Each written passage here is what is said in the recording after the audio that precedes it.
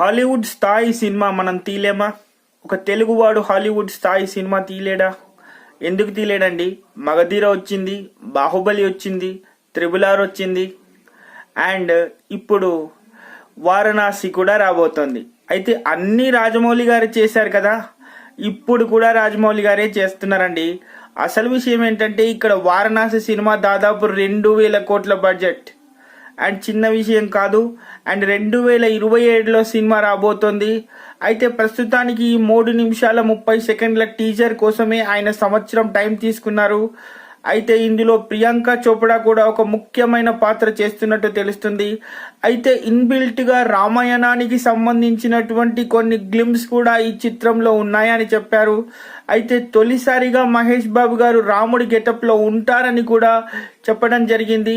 అయితే యుగాలలో మహేష్ బాబు గారు ఉన్నట్టు, అయితే ఎన్ని యుగాలకు సంబంధించి ఈ వారణాసి చిత్రం ఉండబోతుందనేది తెలీదు. అయితే రాబోయే 2027లో మాత్రం కేవలం మహేష్ బాబు అభిమానులకి, కృష్ణ గారి అభిమానులకి, గట్టవినైన అభిమానులకే మాత్రం కాదు, ప్రతి తెలుగు వాడికి ఒక గర్వకారణమైనటువంటి ఒక గొప్ప చిత్రం రాబోతోంది.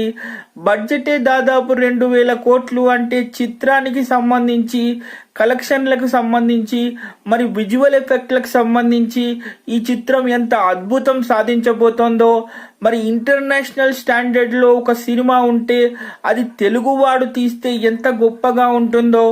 మరి వారణాసి సినిమా వచ్చిన తర్వాత మాత్రం ఒకప్పుడు బాహుబలి గురించి మాట్లాడుకున్నాం, మగధీర గురించి మాట్లాడుకున్నాం, మొన్నటిదాకా త్రిబుల్ ఆర్ గురించి కూడా మాట్లాడుకున్నాం.